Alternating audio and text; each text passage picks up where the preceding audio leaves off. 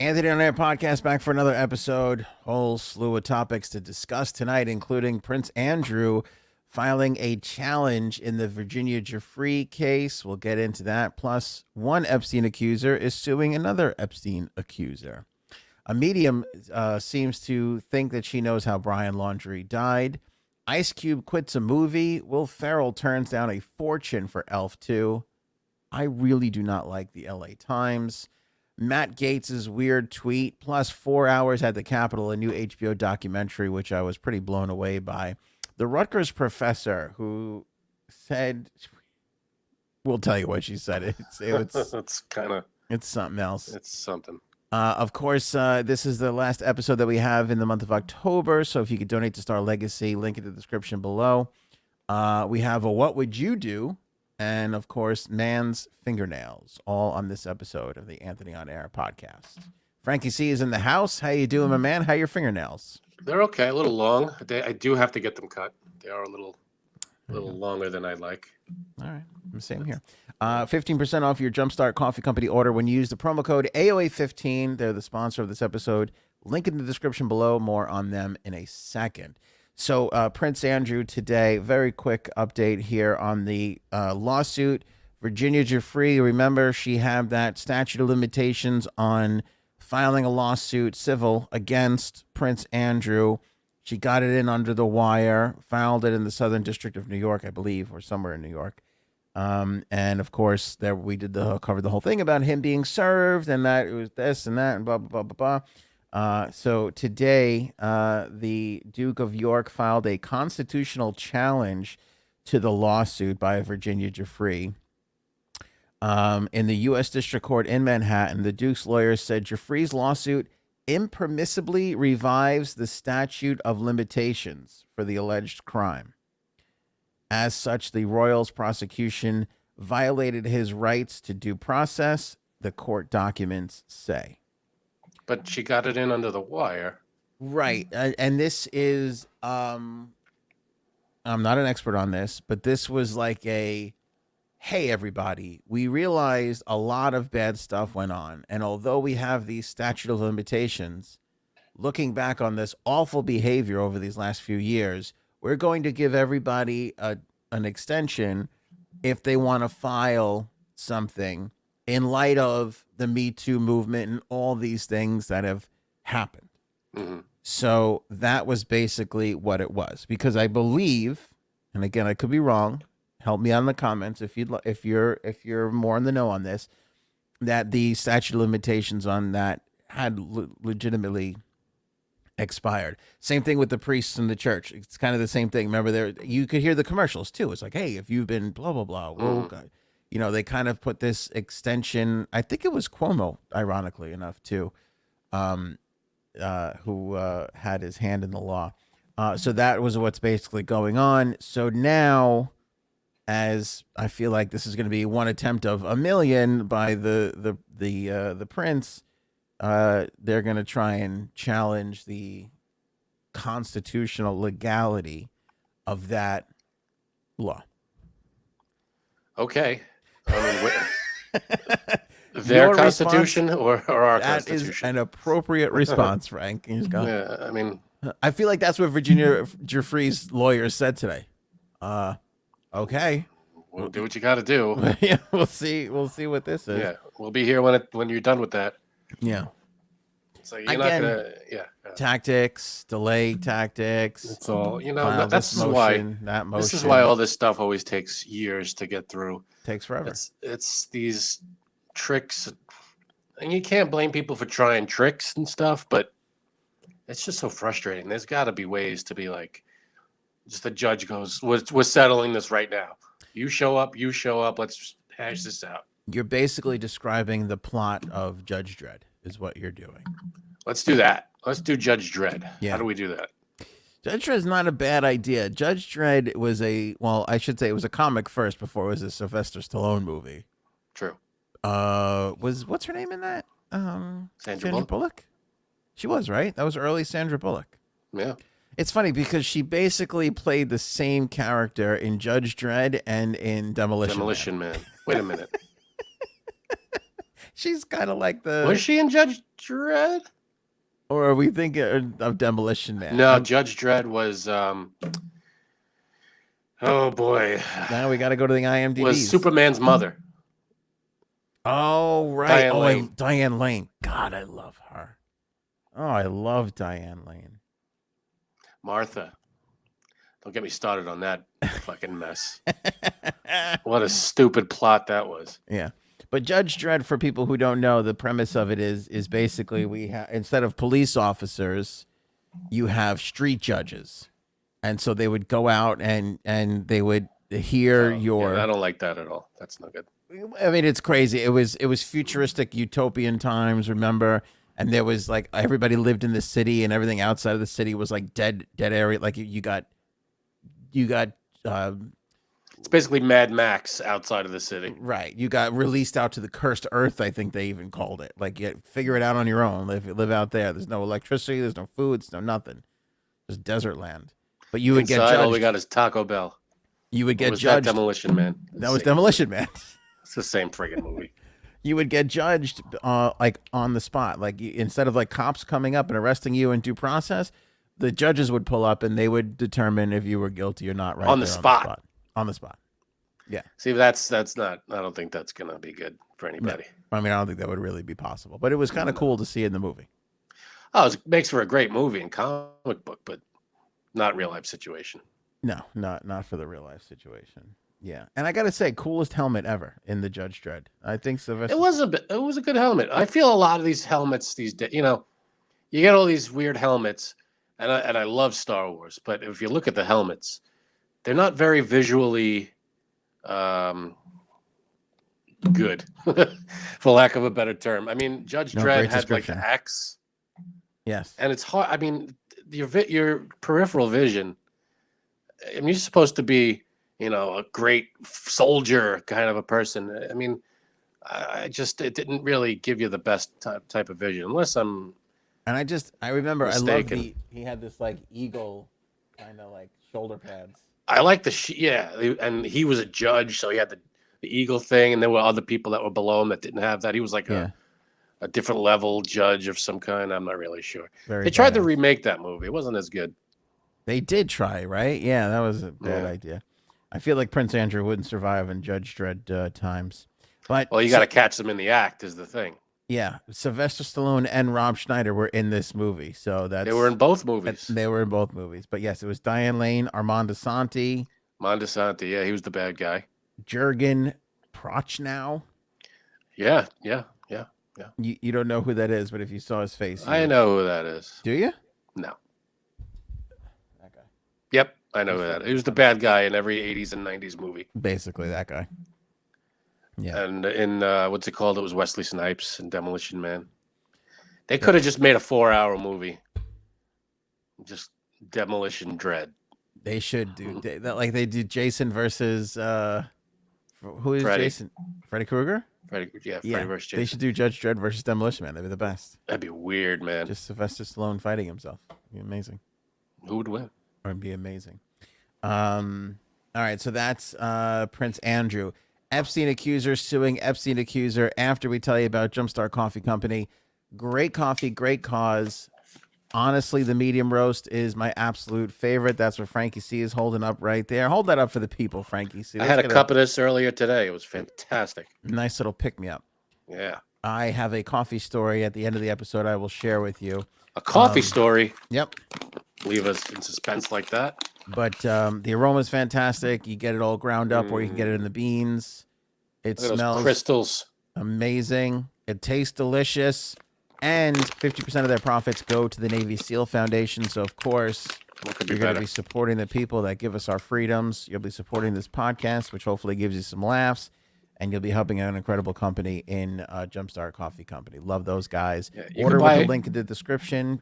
You can buy coffee that doesn't give half of their profits to the Navy SEAL Foundation, or right. You know, you choose. It's fine. Well, you want to give, some what Folgers goes to some board or stockholders. Is that your idea of America? I don't think 100%. So. 50%. 50%. Right over there. And you still get 15% off. Link in the description below or click on the banner at the homepage of anthonyonair.com. Use that promo code AOA15 to get you some savings. How many more percents do you want? 50%, 15%? A lot of percents. By the way, also 0% APR on the coffee right now. And was it HMOs? Yes. No, GMOs? GMOs. HMOs? HMOs Healthcare? is the medical thing. Yeah, whatever. GMOs is genetically modified organisms. There you go. Is that what you were going to say? I don't know. What? It's been a long week. Frank doesn't It has been a long week. I have not been feeling great. Rena O. I don't know if you remember her. We talked about her a really long time ago on the podcast. No. She has filed a suit against Virginia Jeffrey because she's alleging that Jeffrey defamed her by making accusations saying that Rena O, R-I-N-A is her first name, O-H is her last name, is that Rena O was Epstein's girlfriend and that Rena O helped him recruit girls to abuse. The AP reported that she cites a series of tweets that Jeffrey posted in October of 2020. The tweets read, and I quote, "Rena, if you read this, I hope you live in shame for the rest of your life." Another tweet says, "O deserves to be sitting in jail next to Ghislaine Maxwell."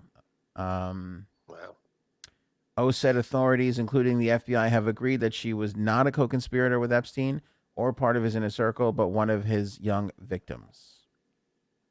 This kind of goes back to what we talked about of, are you victim? Are you co-conspirator? Are you, like there's a lot of, because he would have some of these girls recruiting other girls and. Yeah. I mean, did they have to do that for fear of being who God knows what? Who was in fear, who was being forced. I don't know, man. It's tough. Yeah, they have to figure all that out. Plus, I mean, a victim suing the victim. I can't even imagine how to straighten all this out. Like being on the end of it's got to be hard enough for the victims, of course, but being on the end of the legal system, how to sort through all this is just unbelievable. It's tough. It's incredibly intricate and complicated. Really, really complicated. I'm happy that we are just two idiots hosting a podcast rather than having to make these tough decisions that the judges are going to have to make in all these cases. And like you said, yeah, I mean, it's tough. I mean, on the one hand, you want all these people that had these awful things done to them to kind of band together, which a lot of them have. But in this particular instance, Virginia has a lot to say about this woman. And if this woman feels like it's untrue, she's going to obviously have a response, so. I wonder what she's asking. Like when you hear that someone is suing someone else, it's usually over, for money. I mean, is this Rena O looking for money, or like to sue for money, or for like an apology, or like you just retract everything you said kind of with thing? With defamation lawsuits, yeah. I mean, it's basically, money, but also like if you win, you're kind of like proving like, oh, I didn't do those horrible things. I wasn't part of that. Yeah. We'll see what comes of it. Yep, we'll keep our eye on that one. I mean, it just seems like this never-ending turmoil. Because I think the worst part of all of it is, like this piece of shit is at the heart of all of it. None of these people would be in these scenarios if it wasn't for this asshole Jeffrey Epstein. Doing all this horrible shit to begin with, which is like the saddest part about all of it. And I think we're I don't remember the exact date, but I think we're almost exactly a month away. Yeah. From the start of the trial, right? November 29th. Today's October 29th. 1 month to go. Way to go, big man. Captain Calendar, I'm going to call you from now on. That's a terrible name. I appreciate the alliteration. A psychic medium claim. By the way, the other big news story today was Brian Laundrie's parents spotted returning home with a bag made by their son and covered in his artwork. Like, I mean, okay? They're going to have his stuff. Of course they're going to have his stuff. I mean, it just seems like, I don't know. Returning from where? Like, where was that bag? Where was the bag? Yeah. It's just, I don't know. People seem. They're going to be all over this family until, I mean, I don't know until what kind of outcome. There's not going to be a trial, I don't think. Yeah. Maybe the only thing I could think of is the parents being investigated for something, but. Well, yeah, I mean, it'll be interesting to see what Petito's parents do to the Laundrie parents or family, if anything. Yeah. Who if knows? anything. And I don't know if there's any legal recourse there, or if there will probably be some sort of a civil case. But again, they have to prove that, The parents were involved in some kind of covering up stuff. or they have to prove that he killed her. I mean, that's the worst part of this. Like, That's I true. feel like it's like we all know, but legally to Yeah. make that You have to. There has to be no doubt. right. That's Right. hard to do. I mean, especially when both people in the scenario. It's like both of them aren't here anymore. You can't just grill the. Yeah. You just got to go off of the evidence, and that's it. But it feels like there's so much press down there still, and they're like, I don't know, we need a story for today. What's the, and they're just like picking apart stuff. I only brought it up to talk about it, the fact that we're not talking about it, that we're not, Catch 22. Yeah, this is like one of those weird things. Somebody sent me a Brian Laundrie speculation channel, and like this guy, this is going to be a hypocritical critique. But this guy does something similar. Like, first of all, we do the day's news, so we're not just solely one dedicated. story. Right.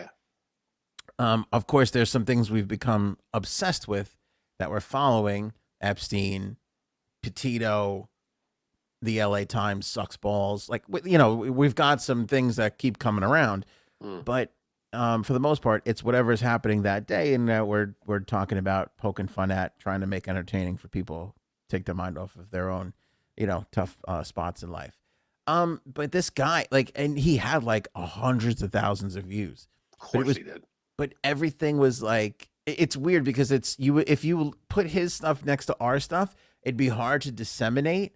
But his stuff was totally like, and then here's this hat that he wore once. Like, what does this mean? Like, was he shadowing something? And so it's a guy who goes over all their like videos and stuff. Yeah. And it's just utter speculation, which some of us call liable. Yeah, I don't know. Libel is you say something and you go, this is what happened. But he if does. You say maybe that's what he did. It could have been. I mean, he just kind of went all around flip flopping, and it was like a 2-hour video. I got through like 4.5 minutes of it. I was like, I'm good. Kudos to this guy for just pulling big numbers, but I couldn't sit through it. I mean, it's just, again, it was just kind of an idiot talking about, wondering about this thing, which is not far from what we do. But what are you saying exactly? I'm just saying the fact that we try and throw in an entertainment value into some of this material is a big, that's our big thing. When you don't have that little tiny element of like, oh, here's a joke for you to be entertained by, it's just an idiot. Yeah, but we know when to keep it. Like if we're talking about Gabby Petito, we're not going to make a joke about her. We're not. No, of course not. Oh, of course not. No, we talk. No. Yeah, well, but we get the news, as much as we know out there, and then later on, we make jokes about other things. But there's no mistaking. We're very sensitive to that kind of stuff. Of course, nobody's poking fun at Gabby Petito, but there's no mistaking that every 5 minutes or so, if you look at the beat of this podcast, there's a laugh. Drop in some jokes. Right. Yeah, it's called entertainment. Conversation. It's conversation where you were two guys, right, and then occasionally a girl having a conversation. This guy was just like, could it be this and could it be that? Like it's some of the elements that we do, but it's like only that, and just 2 hours of it, like, and like proposed as like, here's some news, but it was just, and he was like, it's the speculation channel. I'm like, huh? I've never heard of that. I've never heard of somebody being like, we just purely speculate here. And again, we've done that where we're like, hey, here's the topic, here's the news. Let's speculate about what else it could possibly be. We do that all the time. All the time. But his thing was like, here's something, let's speculate about this. And then let's speculate about, but the speculations were so crazily absurd. Like, you know what? That's conspiracy theory stuff. That's when you get into that territory. You got, and I love to go to this well, the flat earthers. That's a pure speculation. You go to any flat earth, they have zero proof of any of it. Yeah. And they're just sitting there going, "Oh, the Earth is flat. You can't tell me otherwise." Right. Here's a bullshit experiment I did where I looked in my yard and I thought I saw the Eiffel Tower, so it must be flat. But that's the no, you're an thing. idiot. What makes conspiracy theories work is the idea that it's possible that it could be real. When you're not at Yeah. all anywhere close to any sort of reality, it is just an idiot bumbling about nothing. Like that's what the great conspiracy theories are, ones where you're like, Yeah, but mm, even the most outlandish BS ones, there's a percentage of people that'll go, well, maybe, even if it has the most ridiculous. I'm telling you, there was nothing like that in this guy's podcast. And he was like, "What?" He's like, "If Brian Laundrie's parents killed him," and I'm kind of that was it. If Brian Laundrie's parents killed him, okay, why would they do it this way? Why would they go there and do it? Why would they act like they haven't seen the guy for days? And also, why would his parents kill him? Like there's nothing in reality. Like no, like why? It doesn't make any sense. Well, what happens is people get a certain amount of information. They get this far. They go A, B, C, D, E, and then they go, I got to get to Z somehow. So let me fill in all the, they take it from where the facts leave off, and they just go off into their own direction and just start adding stuff to it that, well, a meteor could have hit. You don't know. It's just outlandish talk for outlandish talk's sake. It just doesn't make any bit of sense. Anyway, Welcome to the internet. Anyway, he says before going into a medium Now, theory on this psychic, we got to pay close attention because this could be the real deal here. Well, I mean, you tell me if you believe in mediums, because some people swear by it and some people don't. I mean, if you ask Paulie Walnuts, he was pretty freaked out, Listen, I hear of a few. My wife tells me of a story about her mom going to one, and it was very pretty on the money kind of a thing. Yeah. And sometimes I listen to these things and I go, yeah, that's pretty good. But I feel like 99.9% of the time I'm like, this is bullshit. But I can't 100% say psychics know what they're, that it's. But I also can't 100% say, 100% certainly say that they're not, there isn't one or two that know what they're doing. But I don't know. It's not. I've never had an experience of my own with a psychic. I've never gone to one. That's where I lie. This is bullshit until you can prove it to me directly. What do you mean? I just don't believe mediums until you can prove it to me directly, because I feel Have like you gone to one? I did once at an appearance. There was one there, and anything coming? Anything interesting? No, not really. Very like I'm happy to generic. believe. What? Very generic stuff that they Yeah, it's Frank, so generic. I don't even remember what the hell they said, and it was actually on Halloween. It was like 3 or 4 Halloweens ago. Yeah, I mean, I could tell you the one my wife told me, and it's spooky. It is really, So my wife, this was a long time ago when she was a kid. Her mom went to a medium, and typical stuff that a medium would tell you. Oh, your kids will be this, blah, blah, nice, successful, blah blah blah. Mhm. But then you got to watch out because your husband is in real estate, and he's selling properties behind your back. He's dealing in properties, and it's all going on behind your back. And my wife's mom was like, no, that's ridiculous. My husband, number one, is nothing to do with real estate. His job, he doesn't do anything like that. They go home, and he's playing Monopoly with my wife and her sister. So it's just a weird, it's just a weird thing. Your husband is dealing in realty and buying and selling properties behind your back. It was just a weird. It could have been a very, coincidence, but it's a very specific thing. It's that is like really the only true one that I was like, all right, that's kind of weird.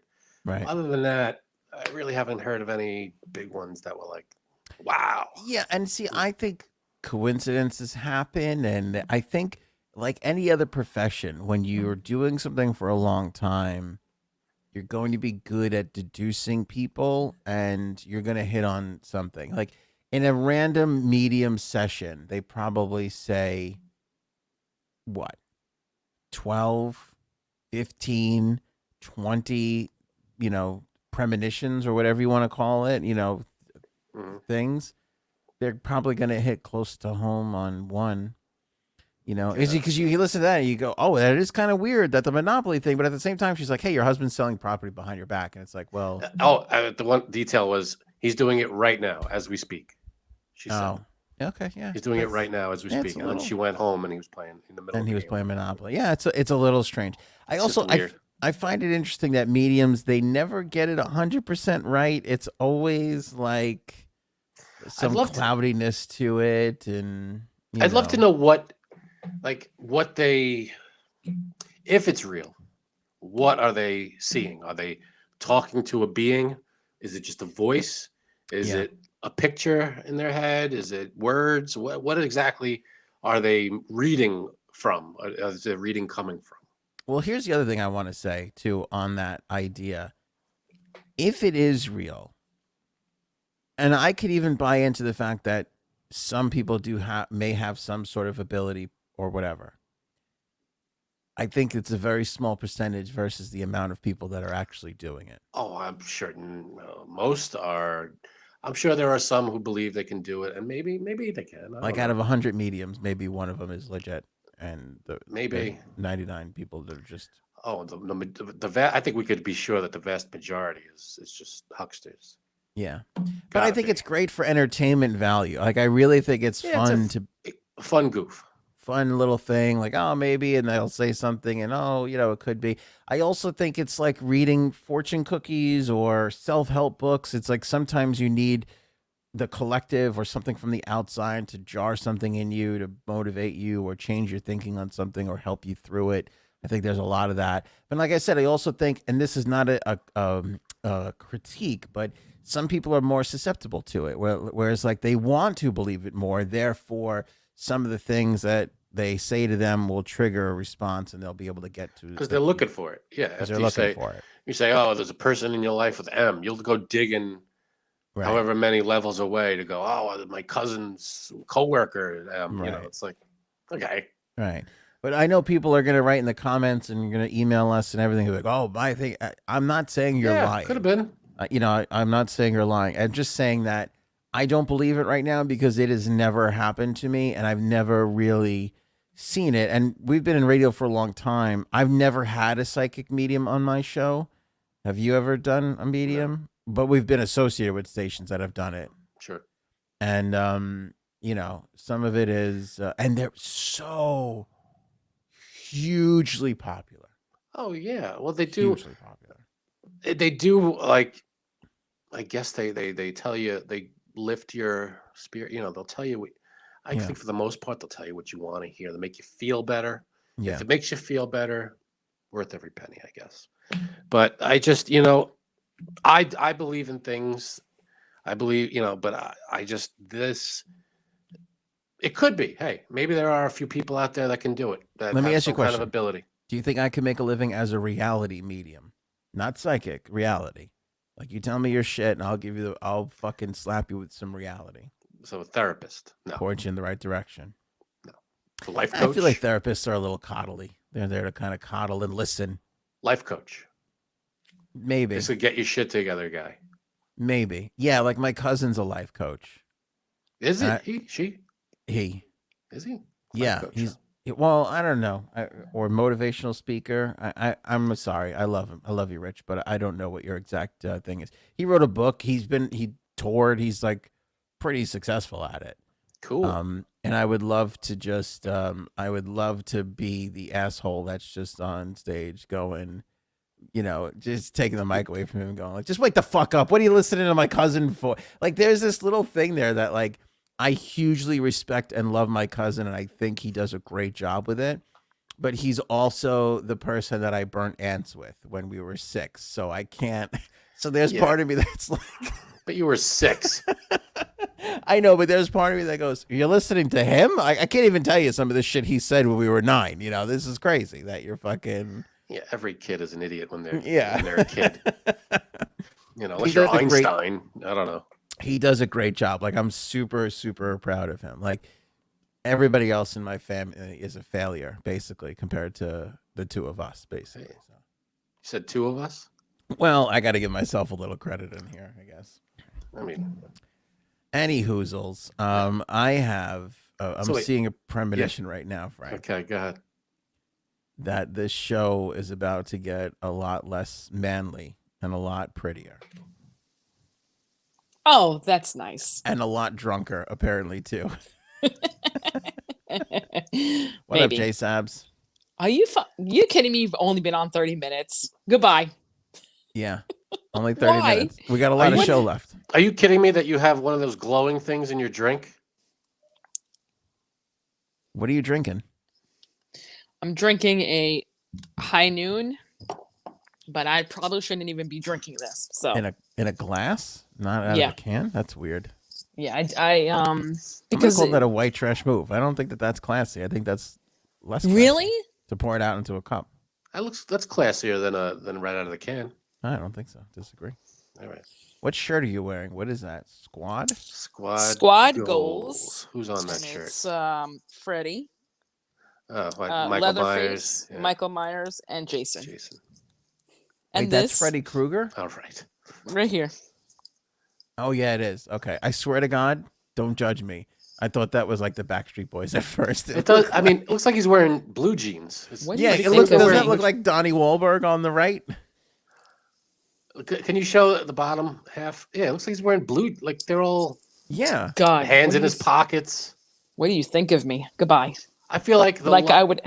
below the neck is does look like that. boy band, but above the heads are all, because Michael Myers is wearing a leather jacket. It Right. looks like he doesn't wear a leather jacket.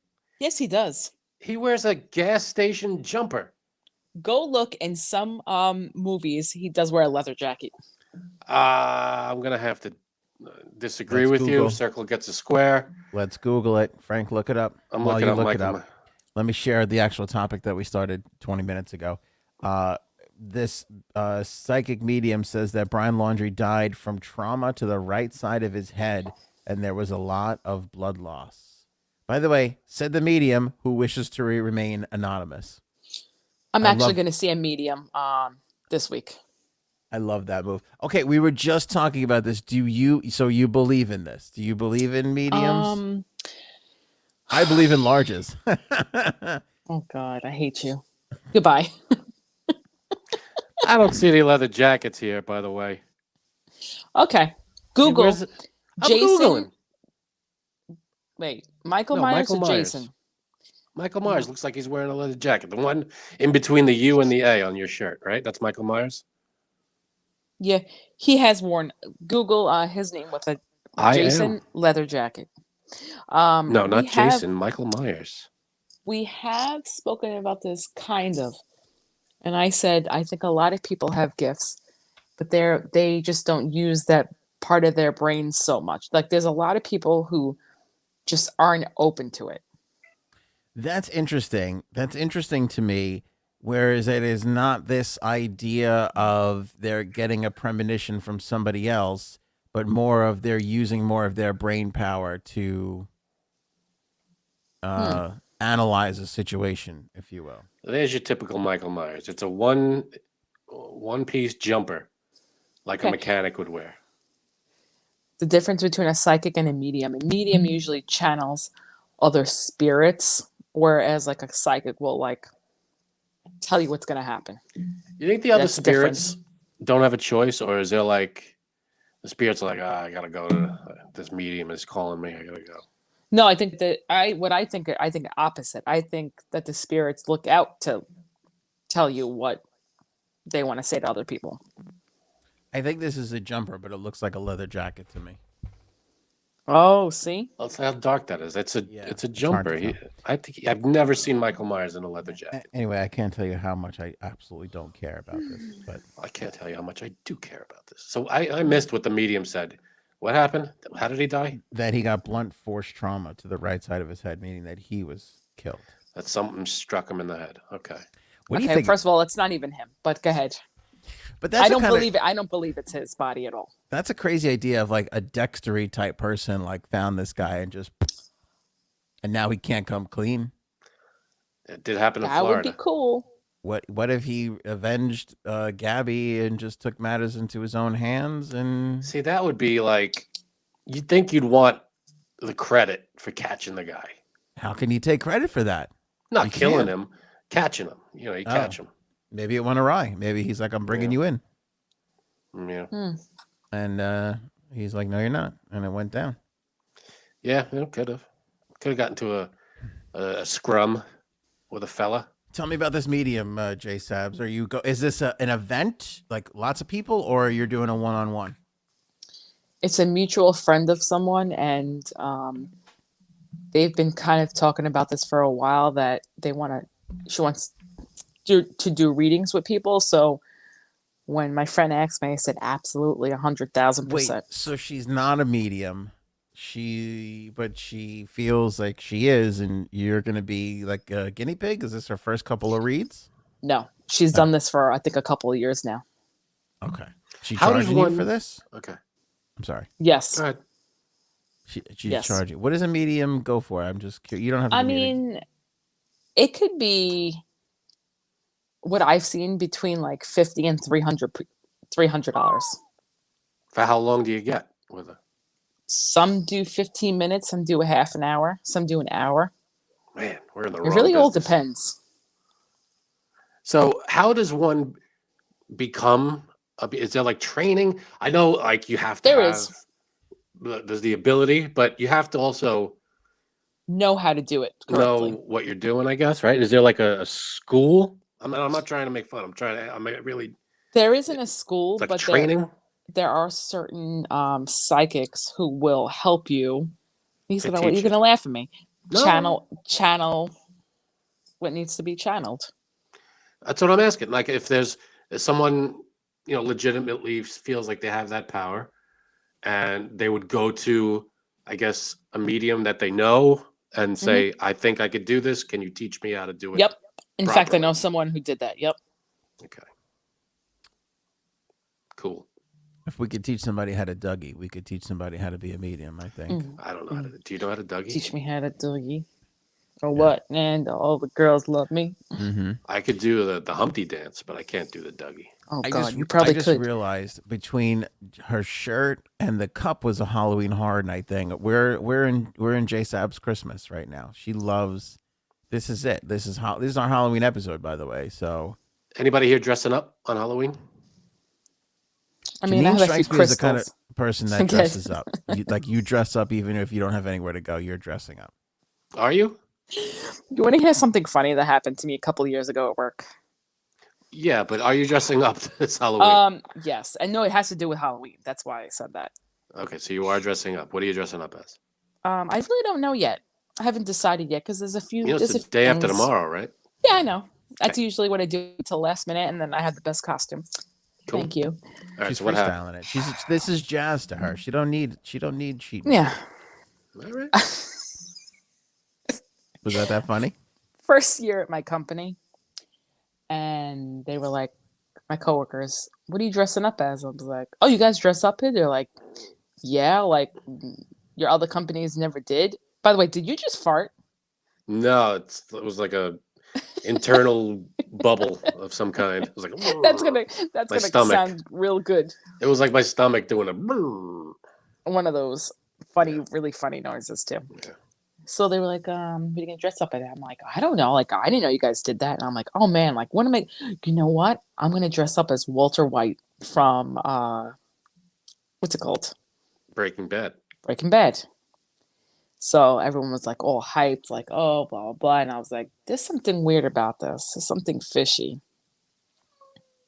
Boy, Of course, my boss text me at 9:30 that night before Halloween. He goes, "I feel really bad, but nobody dresses up here." They were setting you up.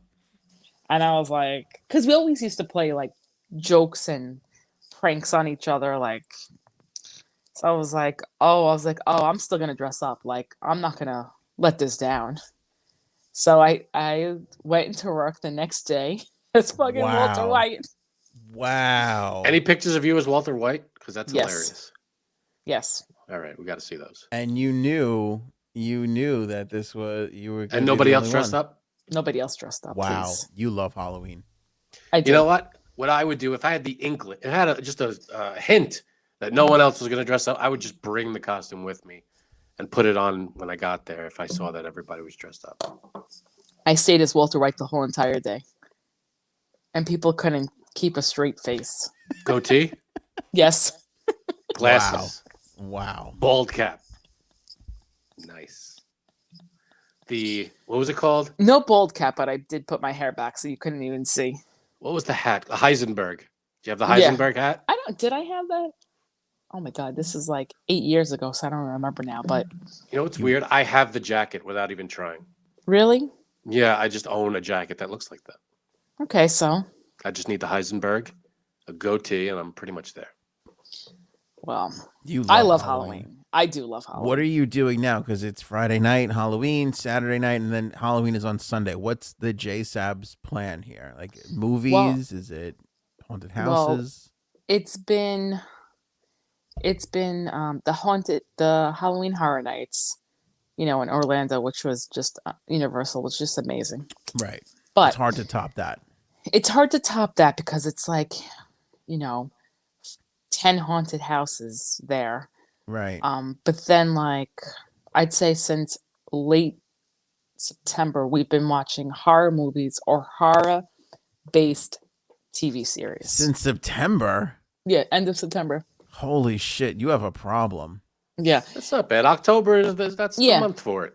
And but here's the damper on my plans. Here's the kicker.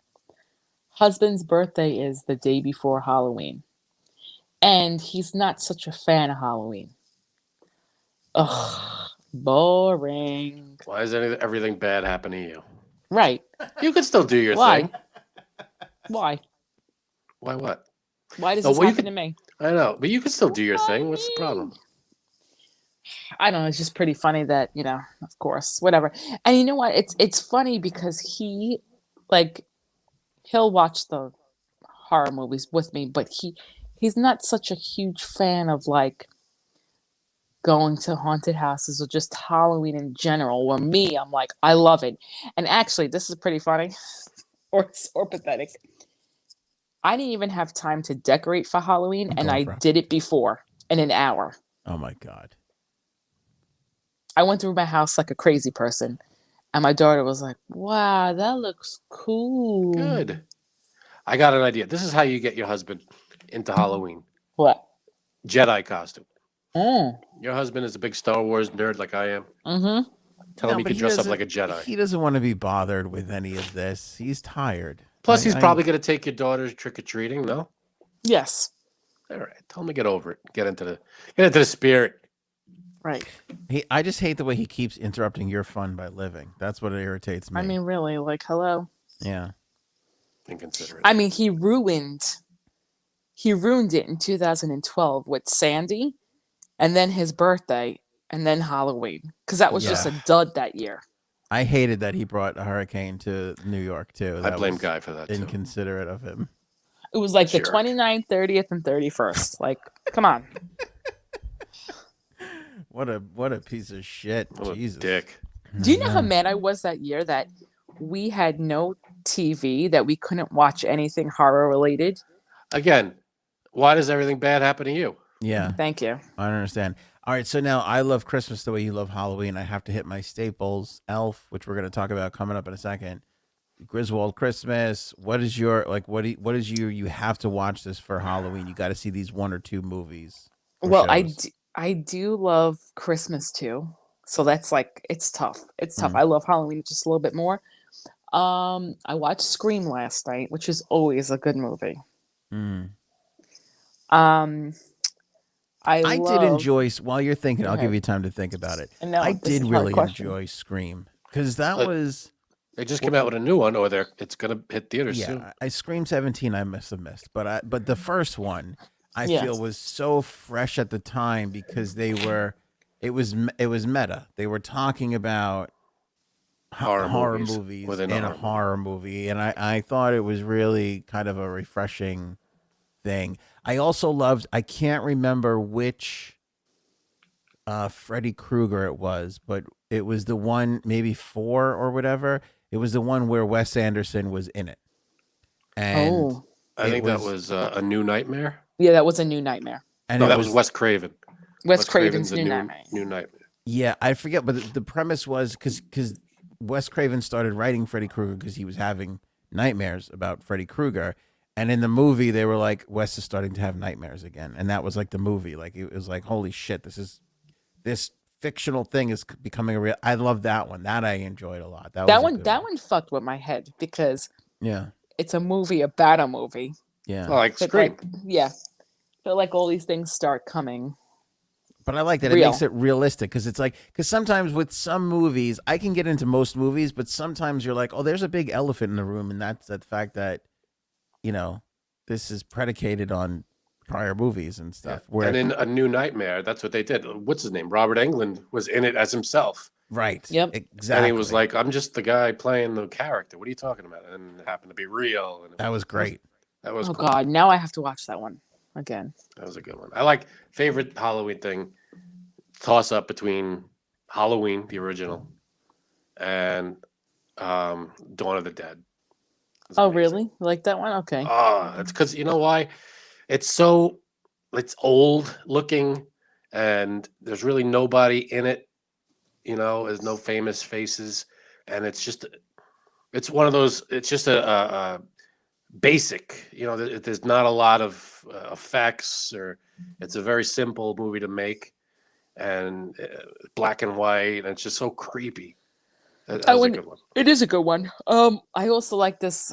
This is probably my favorite scary movie Is of this all your time. like you can't have a Halloween without this? Is that what you're giving us? Go ahead. Dying to know. Monster Squad from the 80s. I don't know if you ever Monster saw Squad.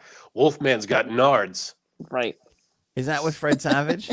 No, that's Little Monsters. Yeah. Oh, what was Monster Squad? Monster Squad. There's no one really in it, but it's a group of kids that they somehow the monsters all come alive. There's the Wolfman. There's Dracula, Mummy, Frankenstein's monster, the creature from the lagoon, That's the best one. and they all have to come together. They awaken it somehow with like an amulet, and they have to come together and take him down because like Dracula's the leader and he's gonna take over. And But it's Right. good. it is good. It's a great kid. It's a little creepy. Right. For a kid to watch it. I grew It's up not- watching yeah. it, but I shouldn't have watched it when I was a kid, right? But They it's talk still, about virgins in there. right. But it's still like a good, and it's It's a not good one. scary, but it's a good kid scary movie. Like I wouldn't don't let your kids watch it because there's No.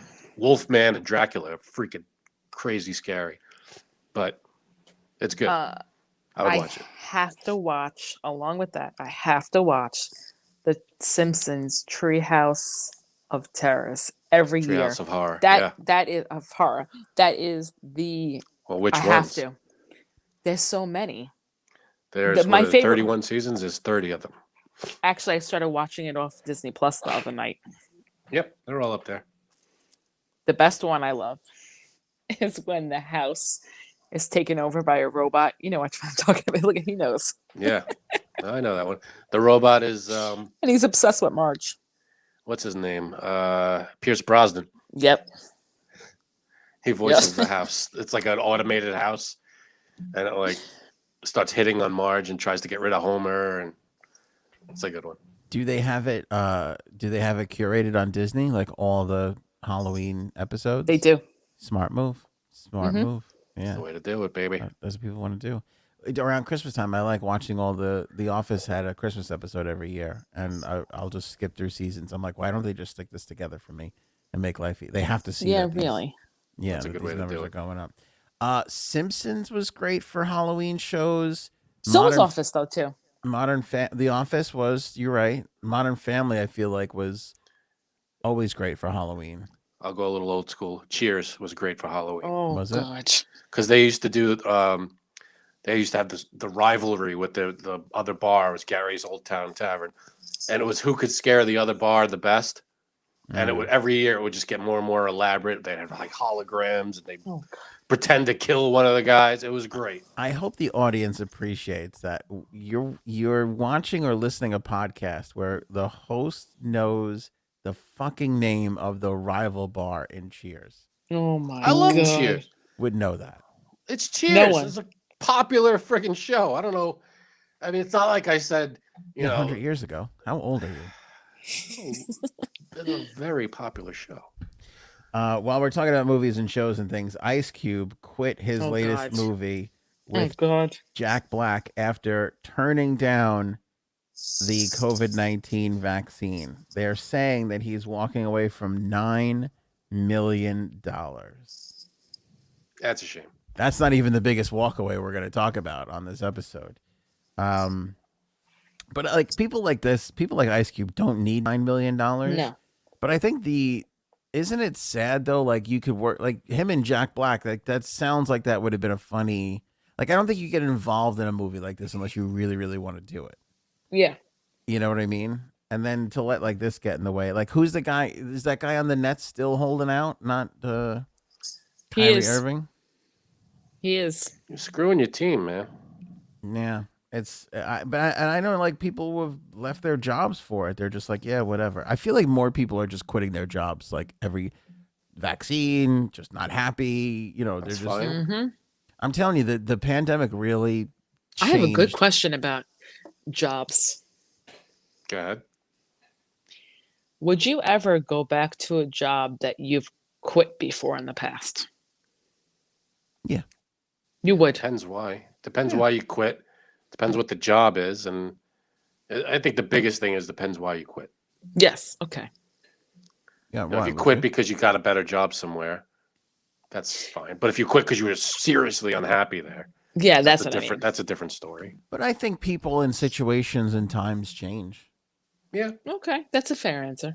You know, maybe somebody just got a little easier or better, or maybe somebody left and now it's a better situation because that person's gone.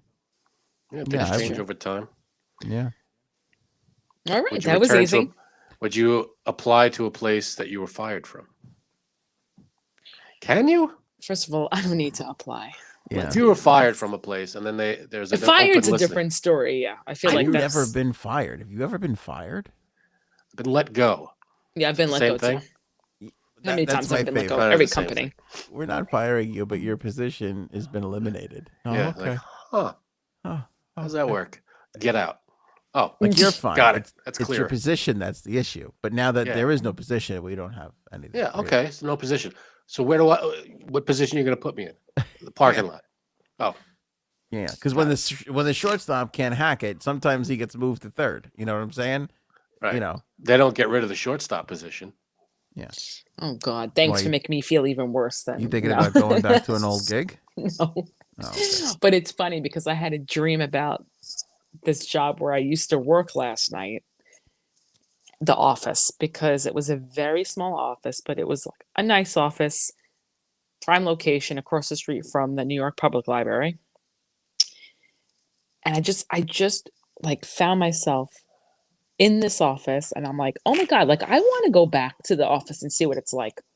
Obviously the company is not there anymore because every company that I've worked at has gone down under, but you know. So Good is track that record. really being let go, Anthony? Is that being fired or no? Did your involvement in the company lead to its demise? I'm sorry, I can't comment on that. Yeah, there's a couple of jobs that I think I would be better at this time around. There's a few jobs I've done where I'm kind of like, now that there's been a few years of separation, I could go back there and be so much better at it. Be a better employee, be a better performer. Yeah. Okay. Yeah, I really believe that. The only thing I think there's one job where I would be like, if I could go back to it, I would do it better, and I'd still be happy doing it. But every other job I've left, I'm glad I'm gone from those jobs. Mm-hmm. Was that the massage parlor hand job place you were talking about? That's the one that Me or him? I would excel at. Both. I've sadly. learned more Both since. of you. Frank and Janine worked at the same happy ending place. We used Only to fight one? over customers, so that's why. Who had more people lining up for them is I'll leave that to the audience to speculate. Yeah, exactly. Will Ferrell turned down Elf 2. He says because he was being honest. He says that he would have to go out and promote it, and he couldn't say that it was a good movie, I guess, based on what the script was. Well, that makes sense. People turn down stuff because the script isn't bad, especially sequels. Two shocking things to this. Me too. I'm shocked. Go ahead. One, the amount of money he turned down, which I'll let you guys ruminate a guess, you two and the audience, while I tell you the second shocking thing. Supposedly, and I honestly just don't believe this. Like, I can't, it bothers me. James Caan, in an interview on a Cleveland radio station, which if we could not believe anybody, it's A, radio people, and B, people from Cleveland. Right. Yikes. This You are is just Agreed. alienating large swaths of people every okay. show. So now we're talking about Cleveland radio people. But James Caan was on a Cleveland radio station, and he said that Will Ferrell and Jon Favreau didn't get along, and that's why he didn't want to do a sequel. Are you kidding me? I'm shocked. I don't believe that. I don't know if he was just fucking around, because from what I heard, James Caan was kind of difficult on that set. I don't know anything about the behind the scenes for Elf, but if He I said- could imagine anybody being difficult, I would think it would be James Caan, but I don't know. Yeah, he said the idea of a Elf 2 came up, and this is what James Caan said. We were going to do it, and I thought, oh my God, I finally got a franchise movie. I could make some money, let my kids do whatever the hell they want to do. And the director and Will didn't get along very well. Will wanted to do it. He didn't want the director, and he had it in his contract. It was one of those things. Meaning, I guess you had to give it to Favreau if there was going to be a sequel, and Will didn't want to do it with him, which I find hard to believe because Favreau and Vince Vaughn are like best friends, and Vaughn and Will Ferrell have done a shit ton of movies together and always kind of fly in that universe together. Yeah, it's true. Like Vaughn popped up he cameoed in Anchorman, and I feel like a bunch of other things, but Favreau never really did. So maybe, I don't know. I love Favreau so much. The idea that someone doesn't get along with him. Doesn't get along with him, God. especially Will Ferrell, who I also love, is heartbreaking to me. Yeah, it's possible though. When you get two very opinionated comics or comedians or even creatives, the chances are they're going to butt heads every now and then. Yeah, Especially people at the top of their game, Will Ferrell and Jon Favreau. You got two people that know what they're talking about with this. Yeah. You want to take a stab at how much he turned down? What the offer was for the sequel to Elf? Yeah, what do you think? The first Elf made over $200 million, I think. $220 million. I'd say. And cost nothing to make. The first one didn't. That can't be right. It was tiny. Really? I'd say. Yeah, the budget for. By the way, you forget, Will Ferrell at the time was nobody. He was the guy from SNL. It became huge because it came out after Old School, which was a juggernaut. They couldn't get the movie made with Will Ferrell originally.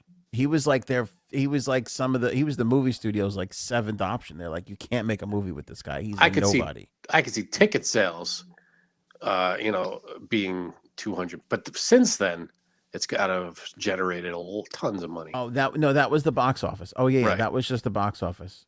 So yes, Okay. of course. So what do you DVD think? sales, all that shit. What do you think, Jay says? What did he turn down? $33 million budget. The first movie. It made okay. I would No, I say wasn't between 30 and 40 million.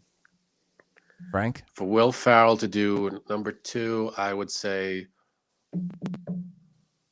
I'll say $1. No, I'll say 25 mil. $29 million. You guys are on top of your game. I'd say between 30 and 40. Okay. $29 million is a lot of money to turn It's a down. shit ton of money to I mean, do $9 million. 3-4 months worth of work. Yeah. Come And again, on, man. Ice Cube, Will Ferrell, they don't need Need this it. money, No, they don't but need that it. is that's tough. You might not need 29 mil, but could always use it. Like, could you hate somebody so much that you couldn't work for $29 million for Yeah, 2 months, 3 months? I'd There's I'd some buck people, up. I don't know. I'd be able to pull that off. Because the other thing too is Will Ferrell, obviously hilarious. Who's the other guy that's his producing partner? He made the big. Will Ferrell's producing partner? Yeah. I don't know. He did The Big Lie, or not The Big Lie. Come over here. God, sorry. Anyway, he produces Succession. Adam McKay. Yeah, I don't know. Adam McKay, Jon Favreau. Like, you're talking about funny people. If you have a shitty script, turning it into an amazing script doesn't seem like a hard feat, especially when there's $29 million on the table. Yeah, you suck it up, right? Yeah. Yeah, You'd and be you like, tell give them, me the thing. listen, We'll rewrite it. We'll make it happen. rewrite No this big deal. thing and we'll do it. Yeah. We'll figure it out. That is a staple too in my household, by the way. We have to I'm watch that one. sure. Yeah. I'm sure he turned it down because of the script. Maybe they'll rewrite it and represent it to him. I can't imagine he would, if the script was solid, why would it, I feel like he'd do it. Yeah. I really don't like the LA Times. Oh, here we go. This was their trending story today. Column. The cereal box shows berries. There are no berries within. How is this legal? And they have a picture of Kellogg's Special K fruit and yogurt, and it has berries next to the bowl. And they're like, "Oh, there's no berries in the cereal. How is this legal?" This is fucking trending. They're doing doesn't make something that is they have access to Twitter or something. Who gives a flying fuck about this? You know what Is they're this doing? legal? That's 80s stand-up comedy is what that is. Yeah. They've got You mean it's horrible? retired. Yeah, well, yeah, it's Hack. observational hack material. Yeah. There's no know, berries in this. How is it legal? Go fuck yourself. And That's how how is it's this done. trending? It bothers me that they're putting out stuff like this, and bothers me even more that it's fucking. How is that? I don't even possible? know. It doesn't make sense. It's trending on Twitter. Yeah. Who are the people that are like, "Hey, Tom, how was your weekend?" How Great. is this trending, but not small dong parade? I don't get it. Right. Thank you. Well, I guess the story wasn't big enough. But Slow clap for you, my friend. So anyway, fuck the LA Times. Oh, I had a good "that's what she said" before during dinner, and the waiter laughed so hard I thought he was going to choke. By the way, thank you. You did it in a public restaurant? Yes, Nice. Well, what did he say? And then he said. Yeah, what did the Applebee's waiter say? I'm curious. No, he said, "Here, I'm just going to put this on the side," and I said, "That's what she said," and he looked at me and he's like, "Oh my!" And he starts hysterical laughing. to be fair, that barely makes sense, but I That's not like even it. one of your best. Yeah. That's not. Tell him to watch the show. Matt Gaetz had a weird tweet today where he said Donald Trump is the best supply chain president God has ever created. What? I can't. Just- That's a love this weird tweet. thing. I love I this really tweet. can't. I love this tweet for several reasons. First of all, the LA Times needs to get Matt Gaetz to write for them so they can finally pump out some interesting shit. Second of all, I love that God created the president. I just Right. love that idea, and that he put this talent to handle supply chains. I also love that supply chains, although a thing for a long time, has not been a thing in the public, in the nomenclature, in the buzz. There's no heat. Has not been a thing since the last month and a half. Nobody has ever said the fucking word supply. I was just chain gonna say before, I never ever. even heard of that really before. Right. So what? Exactly. Matt Gaetz, And this how guy this- is like, who is great at the supply chain? Let me tell you. Trump. Ugh, I We can't. never had these supply chain troubles when Yeah. President Trump was around. I love everything about this tweet. I can't with him and the whole God created. He's the best president. Oh God, I can't. Yeah. Which would basically lead to the thought of that the devil put President Biden in office Well- to fuck up the supply chain. That's what I think. By he's- process of elimination. I mean, you got. That's what he's Ugh. alluding to.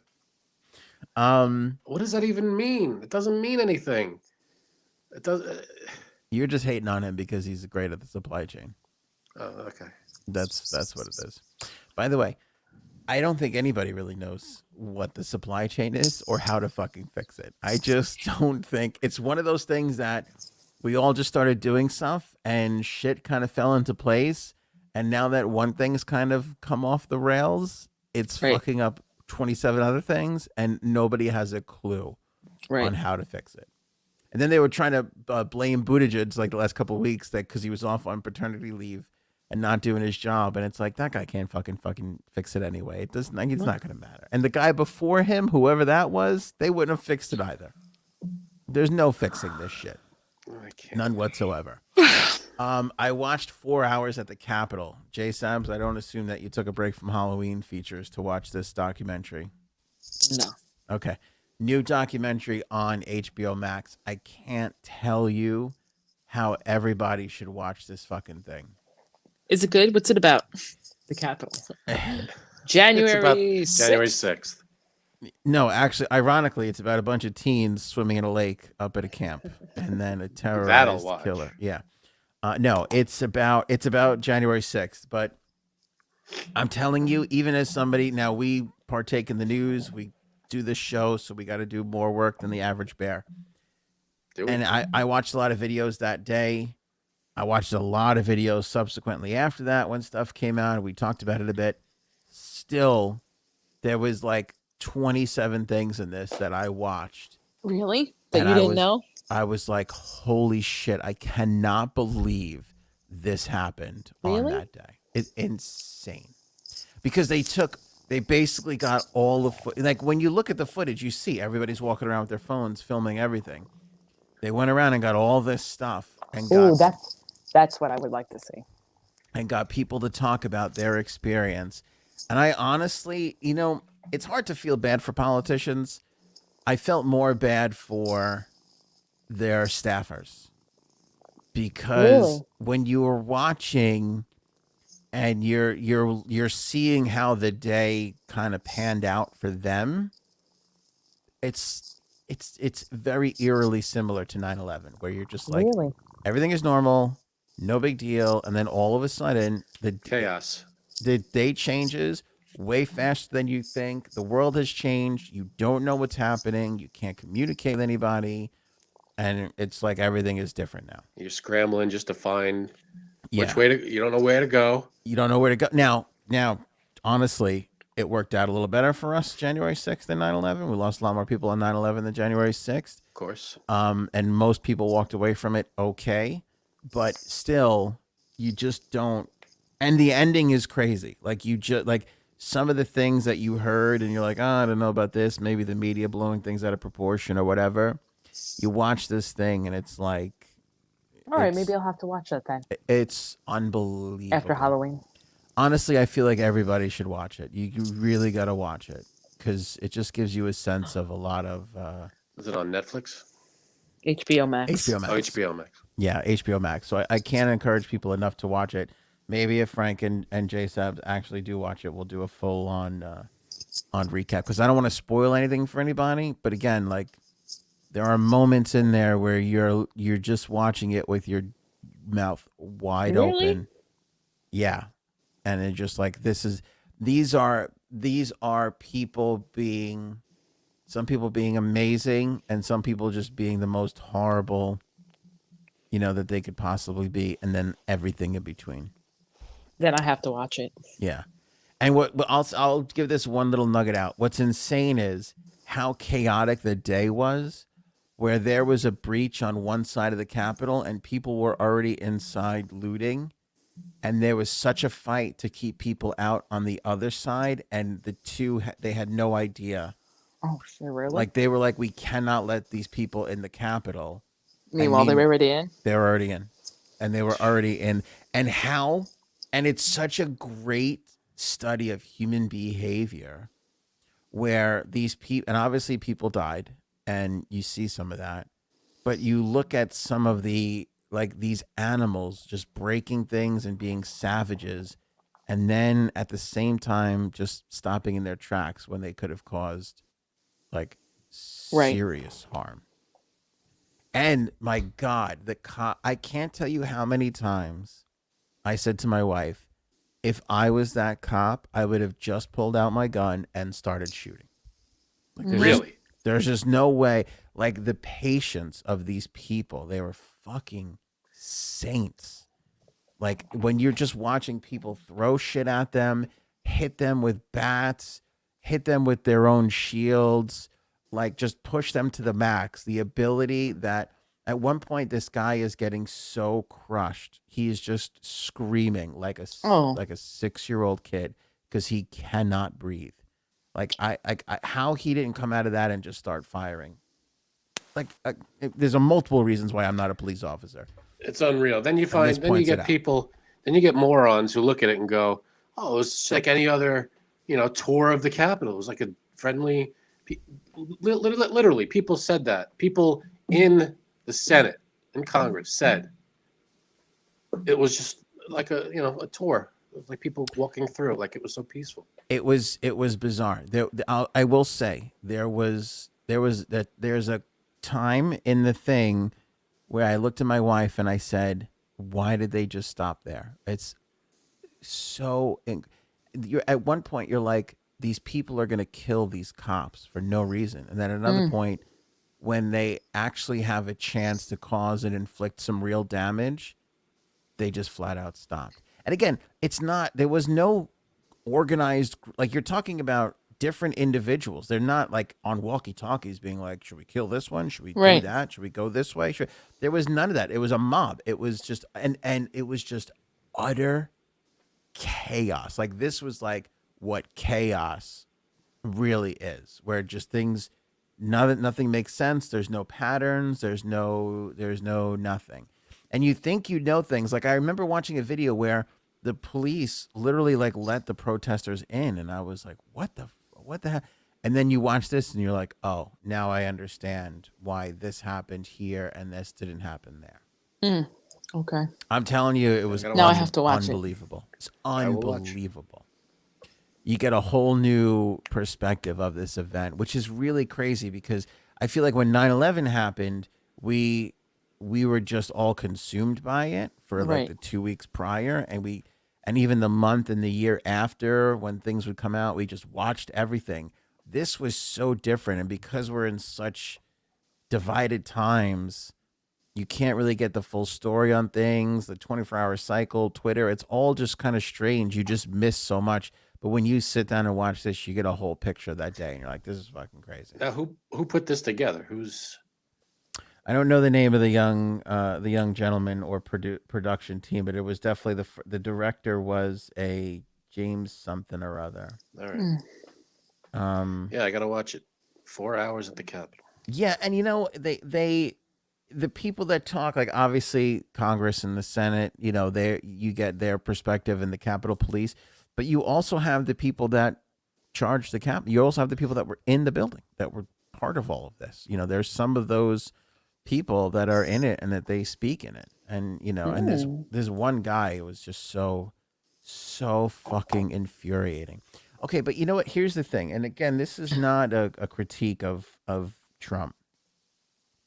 But you watch this thing and I'm like amazed by the utter blind love and adoration some of these people had for that man. So much to the point where you had people doing horrific things that literally when he put out that tweet of like everybody should go home, like they were like bashing a police officer's like head. And then in the next moment, they're like, "Oh, President Trump says we should go home." And then they were like, "All right, let's go." And you're What? like, "Wow, how does one person Oh. garner like this again?" It's like, go ahead. I was gonna say this is not a political statement, but nobody should have such blind loyalty to anybody else. Well, I was gonna say like cult leaders, It's Yeah, it was Charles exactly like Manson, like that's I what it I is. just don't see like personally how like people can just listen to another person no matter what, and not even Trump, anyone. I'm just saying in general, like Yeah. how people just fall. It's not even falling in love. It's like infatuation. Like, okay, I always get flack for saying this, but I feel like it's true. Kennedy was the same way. People Yep. had this blind love for Kennedy, and when you look at Mm-hmm. Kennedy, his presidency just does not match that level of adoration. Like he handled the Bay of Pig, he handled the blockade and everything extraordinarily well. The Cuban Missile Crisis, he got us out of. But he also made like 3 or 4 really key big mistakes that put us into that situation to begin with. And people don't like to remember that because he was the first Catholic president and he was really good looking and everybody loved Jackie. Yeah, I hit it. Yeah, everybody loved Jackie. And then he died, and then he tragically is assassinated. So, you just have this mythical character that arises from his presidency. But when you look at his presidency, again, he's got some good and some bad, but he really made a lot of mistakes early on. And people who just are, again, not partisan, just study politics and history will say he got off to a rough start, especially in his presidency. But people just fucking love that guy and treated him like. And you know what? I've heard people talk about Cuomo the same way. So it's just so weird. It's just like Their politics. I don't understand the devotion. It's like not even. I mean, to anyone really. I Yeah. mean, it's just amazing. They say jump, and you had never met this person. Nothing. They could be. They just came on the scene. They've been alive for 70 years, and now they come out of nowhere and go and start telling you what to do, and you're just gonna listen. I don't get it. It's just he's just a man, just a person. It's crazy. Jamie Roberts directed it. I don't know why I thought it was James. So Jamie Roberts. So it could be a Get girl, out could be of a girl, there. a boy, a guy, or a guy. I don't Sorry. know. Right. But Right. Jamie So we're in. I'll watch it. Yeah, honestly, I can't. It's an hour and a half, and it is just, it's utterly, utterly captivating. And again, the way it's been perceived in the media subsequently, it's fucking I'll crazy. watch it. Yeah, it's fucking. I don't really have much time left, so go ahead. Only because I'm fading fast. Okay, I'm gonna rush through because I got a couple that I really want you I to be could a part of. leave. Do me. What? I'm like, yeah, do me. I mean, do the one you want me to do, and then I could leave.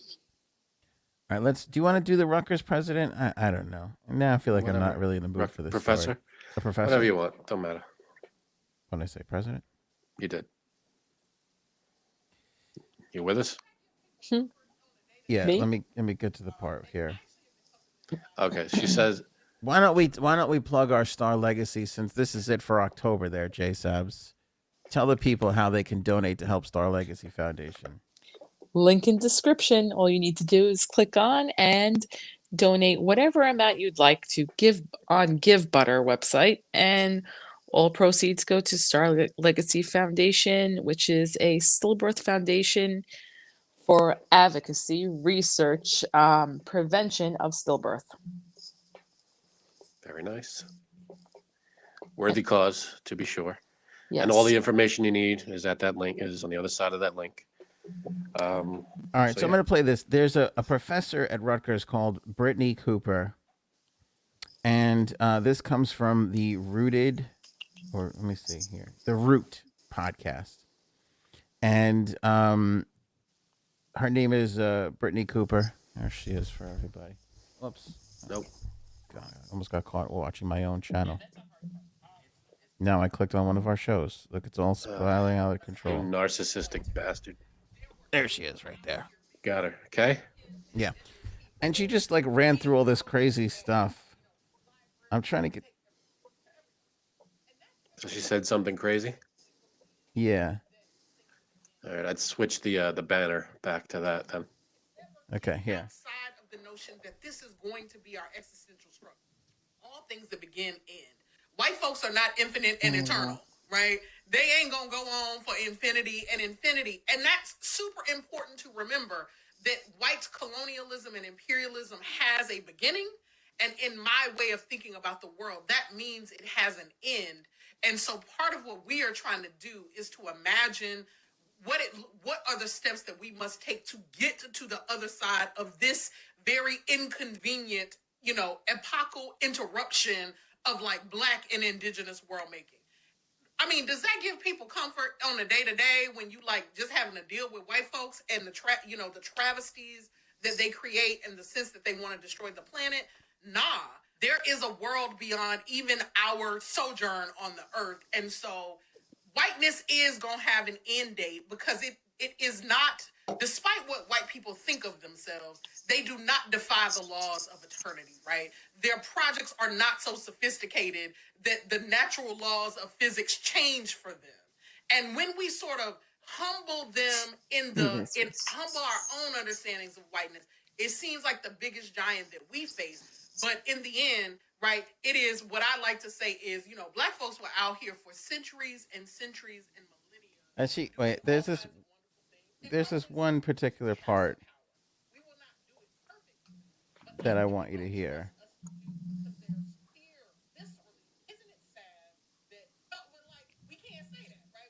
Oh, here, I think. The thing I want to say to you is we got to take these motherfuckers out. But I know, we can't say that, right? We can't say, I don't believe You just said it. of violence. I truly don't. Because I think in the end that our souls suffer from that. And I do think that some of this is a spiritual condition. So here is where I land most days about white people. Don't you want to hear what she has to say? And I actually have been helped in this by thinking about indigenous people, right? See, part of the challenge around whiteness is that it totally skews our view of everything, right? I gave this TED talk about this some years back, and one of the reasons I was trying to think about it is the world didn't start when white people arrived in America. And so she goes on from there. I saw some of this before too. Yeah, pretty outrageous. I to her defense, when you just put the headline in, we got to get rid of these motherfuckers, skews it to sound a little worse than what she's actually saying. I think except she actually said that. Except she said it, but she did. To her credit, she did back it up with, and not in a violent way, which I could appreciate. I was willing to devil's advocate and benefit of the doubt up until that sentence. Yeah. I was willing to say, all right, I think what she's trying to get across is white dominated society, like businesses. And yeah, I know what she's saying there. But then when she said, you got to get rid of these motherfuckers, that was a little, it's a lot. That was a lot. Big old scoop of a lot right there. Yeah. Is what that is. Don't get rid of anybody. Don't get rid of anybody. Listen, I can appreciate, obviously, as a black person, there's had a struggle. Oh, I think you were saying you as a black person. No, that came out weird. No, I'm sorry if that came out weird. You were like, I could appreciate as a black person that. But if I could say something that I find particularly offensive, and have for the longest time, and I'm not trying to put my little plight here against the plight of African Americans, but the whole white people thing, she is generalizing. Yeah, and so it's funny. I grew up as an Italian American kid, right? That's what I was taught. I was an Italian American. You're Italian descent. You're an American. I never, nobody ever told me. I don't know about you guys, but nobody when my parents were raising me, they were like, "Oh, you're white." "Aunt, you're white." Nobody ever said those words to me. They don't have to. The conversation comes most times, I think, from what I understand, in households, people, the black community, they have to have the conversation. Well, you got, there's different, the minority households, I think, have conversations with their kids every now and then. It happens where, listen, the world is a little different. Which I could totally understand. Yeah, I got room for that. So that's part of the privilege of being, you don't have to have that conversation. Right. But I don't disagree with anything you just said. My thing comes from when I first started hearing white and seeing white from school applications and job applications, where I would be, and totally naively, I literally said this to my mother in high school. I was like, they don't have an Italian oh my God box. I'm like, and she's that's what she said. And your mother was like, no, they don't, but I do. And she's like, what do you mean? And I'm like, I don't know what to, I'm like, white, I guess. She's like, yeah, you put white. And I was like, oh, okay. I didn't know. this idea of like me and some guy in fucking Mississippi who happens to be like are categorized in the same breath, kind of offensive to me. Like I kind of take exception to that. Like what is me and some dickhead in England have to do with each other? Like that's not me. I don't like there's a lot of us being grouped together. And I'm sure, listen, African Americans, Jamaican Americans, Barbados, whatever whatever it is, I'm sure they don't feel this. I would even say Africans. They tons of different parts of Africa. They probably don't love the whole grouping together thing either. But it just feels weird to me that like me and, like I said, Billy Bob in fucking, North Dakota, like we're considered of the same ilk. It just doesn't, I don't know. Seems strange. I know what you're trying to say. Like, you could say, like, it's like white, but there's so many different kinds of white. Yeah. You And know I'm what I not, mean? Like, yeah. And I know what you're saying. I'm not saying that minorities haven't had obstacles to overcome. They have. But this idea of like, we're all, there's a lot of bad actors and bad apples in the white community. I totally get that. But that, like, we're all like, this whole, like, we got to get rid of the white people because they're fucking everything up while they're in charge, I think is a funny premise. But on the root of it, it's kind of like, it's not like me and, people from North Dakota and Greece and, Iceland are getting together going, okay, guys, how are we going to run the world today? Like, nobody fucking gave, nobody's giving me a fucking break on some of this stuff. Do you know what I mean? And it's not like I'm part of this grand conspiracy. It just feels weird to me. It feels like this huge generalization of like, there you go, white guy. And it's like, again, an English person, a Nordic person, an Alaskan. Like I have more in common with minorities than I do with somebody from fucking Minnesota. Like I just, And what about my like, dad? Does that make sense? Before you go, like, does it like? Yes, I feel it does. Like as New Yorkers, like I feel like I have more in common with New Yorkers from different backgrounds. I feel like we're more similar, growing up in this area, talking the same, eating the same kind of foods, all that kind of stuff. Then, like I said, somebody in fucking like New Mexico or Texas or something like that. Does that make sense? It does. Now, I think that whole question shouldn't even be on any of what if it doesn't matter. Why are you asking? Why is it on there? They'll say for census purpose only. On the census, I understand. You want to do the census, do the census. Yeah, but not even that. Well, because they if have you're applying to for a job, they have to show that they're not discriminating. So you got to ask because you don't want to discriminate. But Janine was going to bring up a good thing about her dad, which I didn't want to interrupt because I have no idea what background that man is. I don't know. It's Norwegian or Russian or Cuban. I have no fucking idea what your father is. Well, here's the thing. So because he was born in Argentina, people say he's Argentinian. So do you base what you are from where you're born or what your heritage is and what your family's from? Because his father was Belarusian and his mother was Ukrainian. And then he was born in Argentina and stayed there for 12 years and came here and only spoke Spanish. So what do you say then on that point? I'm being serious. That explains the accent, first of all. And second of all, I love the point. That's a great point. Like, what is it's it? wherever you're born with whatever descent. Like I'm an American with Italian descent. So, but he's an Argentinian with Russian, Ukrainian descent? Yeah, exactly. But so, also American? He's American? No, not he's American. If he's a citizen, he's American. Yeah, but is he a citizen, Janine? Because I'm going to call the authorities on him right now. I don't know about that. Yeah, I'll have to check his papers. I'm like, do you know who the president is? And he's like, wait, go Brandon. Wait, what's the slogan? I had to look up. You want to know how cheesy Wait, what is it? Let's go, Brandon. Let's go. He's like, let's go, Brandon. I'm like, okay. I don't know what that is. Okay, do you not know what Let's Go, Brandon is? No. I didn't know either. So when they were interviewing this NASCAR driver, Brandon, whatever the fuck, the crowd started chanting fuck Joe Biden. And so he paused for a second. I don't know if he paused to look at the crowd or let them get the word out, or if he just took a second to talk, but it audibly went out as fuck Joe Biden. And then the person that was interviewing him, or the NASCAR reporter, whoever it was like, oh, the Let's Go Brandon chants are so loud. And then she went into her next question. All right, Sorry, that's it's amazing. the best thing. So now It's the Let's Go best Brandon thing. has become code for fuck Joe Biden. That's kind of funny. It is kind of hysterical. And I saw a great meme how somebody, you know how they have those like fake letters in like Target, Yes, or like those little letters? they Somebody did that. put Let's Go Brandon. I'm definitely gonna do that. Yeah. My phone's gonna die.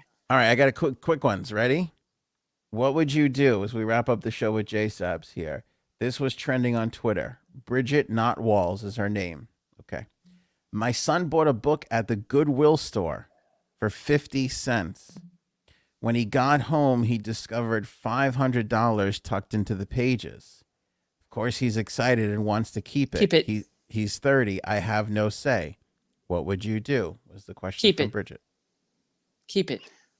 I would legitimately ask the store, do you know who gave you this book? Do you know who dropped it off? How much If do they you say hate no, him, Janine? if 'Cause they say What? no, I cannot stand him. I know. I can't stand me because you know what? He's lying. because it would kill me. The guilt would get to me. I That wouldn't be would able to- kill you? The guilt. I would have a little bit of guilt. I'd be like, well, this is someone put this here. Go, Brandon. Finders Either- keepers. What happened to finders Is it keepers? finders? So if you find a suitcase with $100,000 in it, you just could take it home and keep it. Absolutely. Yeah. What was the question? Okay. Yeah, just keep it. Just keep it. Finders Find a keepers. briefcase in the park bench. Losers. You just whispers. take it and keep it. No. Yeah, Okay. who's here's gonna- what I think. Want my honest opinion? If you find a wallet, Hmm. it's a different story, because if you have the ability to track down the person, that's different.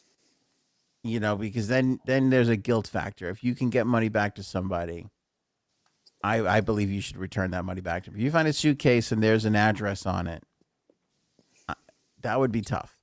But like, again, if you stumble across money on the floor, or you buy a jacket at a garage sale and then there's like $100 in the pocket, like, And there's no way to get that to figure out who sold you that thing at a garage sale. You go back to the address that you bought the friggin' thing from. well, all right. So you that guys was a sold bad me this example. jacket. That was a bad example. But if you a Goodwill store, you got to imagine it was donated by someone. You're not gonna, know exactly maybe who it is in all situations. If that's the case, maybe a Goodwill person put it in there thinking that someone who gets a book from Goodwill is going to be less than fortunate monetarily. So maybe that person meant for someone to find this book with $500 in it Yeah. because it was like I'm donating this to someone who needs Let it. me update my example. A thrift store. You buy a jacket from a Same thrift thing. store, Same and it's got $500 in it. Yeah. Don't Yeah, you keep it. Absolutely. Thrift stores might be a little different because I think thrift store. Well, I don't know, because sometimes, like someone passes away, their stuff gets donated. It could be like, I don't know. It could be What if money a- that what could about- have gone to the family. If it's Metallica memorabilia, Mm. Oh, then I keep it. yeah, I know you would. Yeah, you would. Liar. You're like, I'd keep it on it and I'd jizz on it. What? I saw. It reminds me of, like, what's that show where they sell the lockers, the storage lockers? Storage Wars. Yeah, it's like that. It's a gamble. Like, you're selling something that could be potentially worth shit, and you're taking $1,000 from these people. Well, that's stuff that's, I guess, it's stuff that's given up completely. Yeah, maybe if it's a Goodwill store, I doubt very much that the owner of the store or whoever runs it knows that $500 is in there. I got to imagine it came from whoever donated the book. I saw a thing where a couple of guys bought an ATM machine, an old ATM machine. And the guy who sold it to them was like, I forgot how much he charged for it, but he's like, this is what I'm charging. You could crack it open and get the money out of it. He's like, there's some money in there. I just don't know how much. Now, there could have been no money in there. They could have been scamming him. and if they spent, I think they bought it for $200 and they wound up clearing like $3,000 or something crazy like that. The guy could have opened it up himself. Like, do you think they have this obligation to be like, we only paid you 200, there was $3,000 in here? They're not going to bring the money back. So if I gave you a jacket that I no longer wear, but you want and you like, and I give it to you, and you find $500 in it, you're not giving it back to me. This is your $500 now. It's different. I know you. That's different. I don't know. I mean, if there, again, you said if there's a way you can contact the person, do you? Well, it's like, but it's also like, well, see, a wallet I feel is a different story because that's credit cards and money, and if their address is right there, you can stick it in an envelope and send it right back to them. Well, I think the general rule with found money is you got to post some kind of thing, right? You got to post a this was found, can you claim it kind of thing. Do you? Then again, how do you know? Like if you find, $1,000 somewhere, amount of money found, exact amount, tell me exactly what I don't know. I think you have to post like flyers or something. But it's also like Antiques Roadshow or the pawn shop shows where it's like, oh, I bought this at a garage sale for 50 cents. How much is it worth? And like, oh, this is worth $500,000. You're like, oh shit. Like, are they going to go back and give that money to the garage sale? No, because you bought it, you own it. Yeah. He bought the book. He owns the book. There's $500 in the book. He bought the $500 too. I rest my case. Thanks. I don't Frank. know. No, I don't know. Because you bought the book. You didn't buy the $500. I don't know. I don't know how that works. I'm sad that we lost J Sabs for this because I feel like she could have contributed to this story. But it makes sense. I know. I hear what you're saying. I get your side. I do.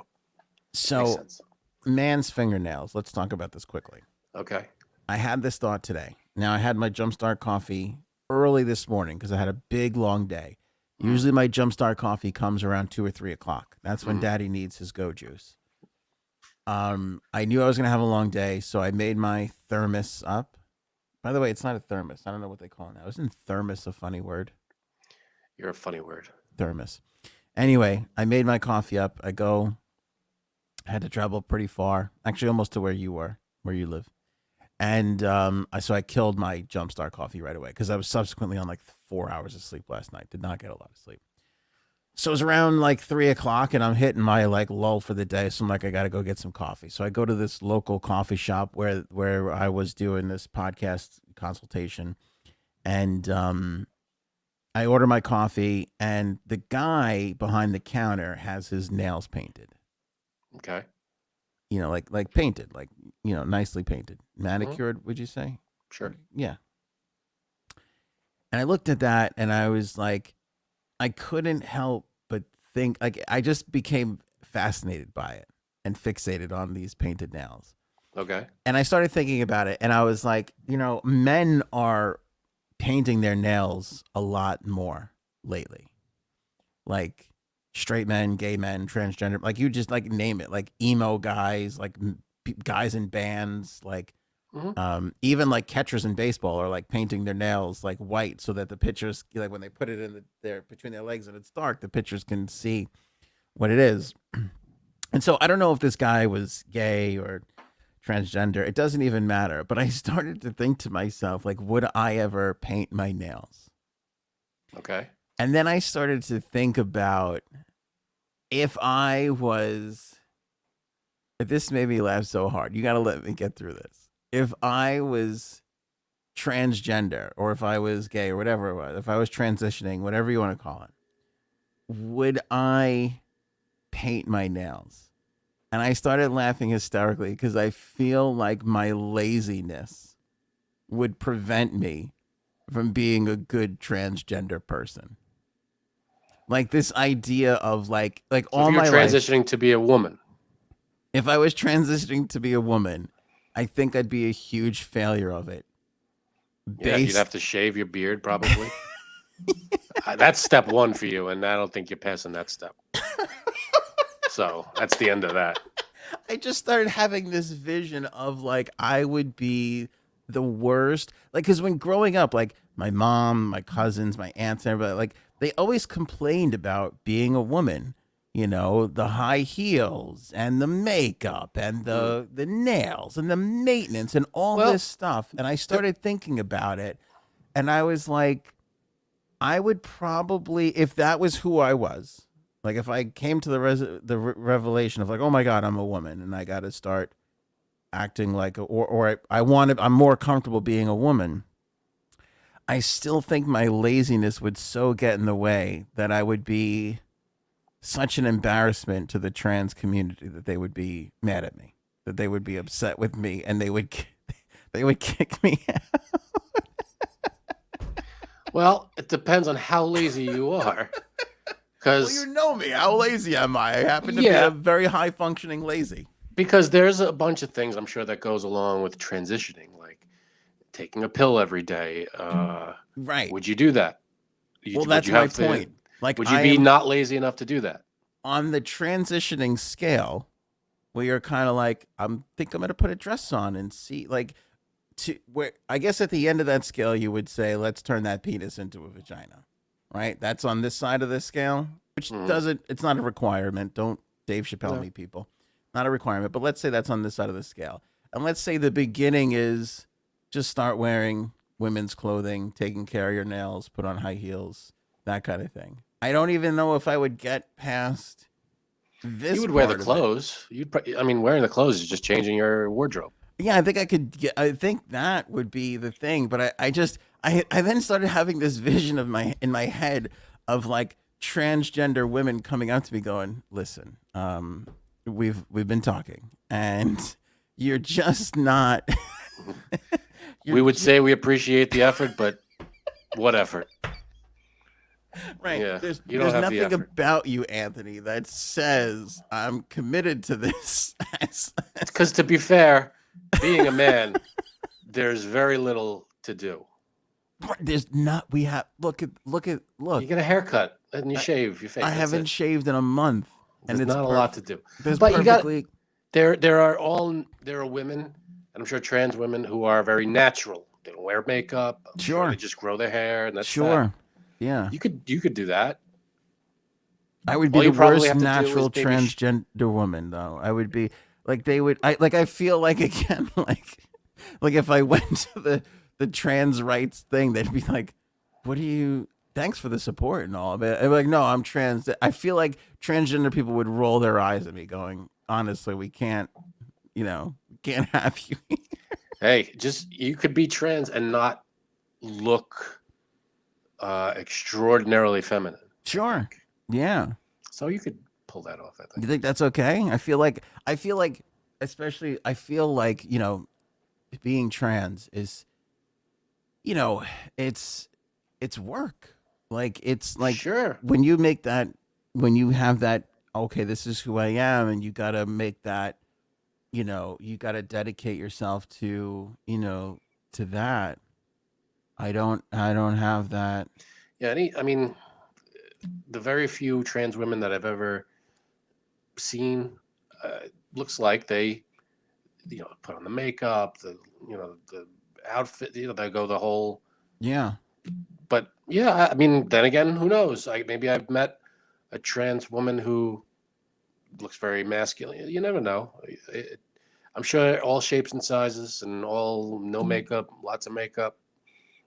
There's all different. I just, you could pull it off if that's who you are, but you are a woman who, just come as you are, kind of, that's okay. I just couldn't help but laugh at, I'm so lazy. Yeah, no one's doubting that. It would prevent. Well, let me ask you this: you go get haircuts, what, once every couple of months? Once every 3 weeks, maybe once a month. So I think I'm not 100% on this, but I think the same place you would just go to a different place to get your hair cut.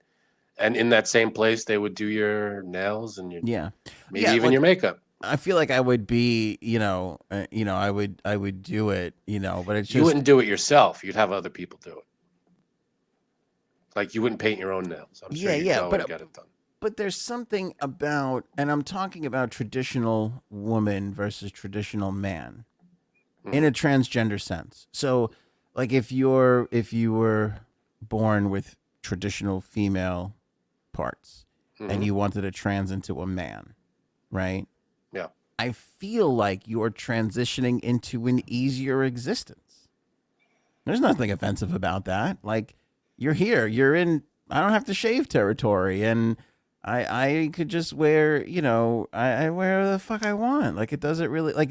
Oh, I think that's. I mean, you're men, traditional men don't have a lot to do. Trans or not, right? That's the old Jerry Seinfeld. That's why we're in tuxedos. Like, it's just that's. And we're then very the low thing, maintenance. do you take this man? Because it doesn't. You can plug anybody in there. Move them over. Yeah, it's very. Yeah, men are very. Yeah. Tradition. Cis men are very low maintenance. Not a lot of work to do. Bro men. What? You said cis men. It's bro men. What does that mean? I'm just fucking around. Okay. Cis Okay, bro. very good. Get it? Oh, I get it. CIS men. Is that how you spell it? Cis? CIS? I'm pretty sure. Oh, see, I would be. See, I would be awful. I would be so bad. They'd be like, we just can't have you. So cis male is very. You don't have to do much. Comb your hair, you shave every now and then, maybe. If Not even that. How many Throw times on do you deodorant. fucking comb your hair? Once a week. That's very short, so I don't really need to comb it. It's not Do you see what missing. I'm It's saying, just though? short. If you want to wear a dress and makeup and high heels, whatever you are, and That's wherever a lot of work. that's It's a true. fucking lot of work. That's not for the faint of heart. You gotta, I mean, if that's what you want to do, if you want to go, into the makeup, once you start doing makeup, that's gonna take you some time. You gotta, All right, we got to wrap this up. But I hope this is not a derogatory term, but it's been thrown around forever. But when you're referring to lesbians, sometimes they'll refer to a lesbian as like a butch lesbian.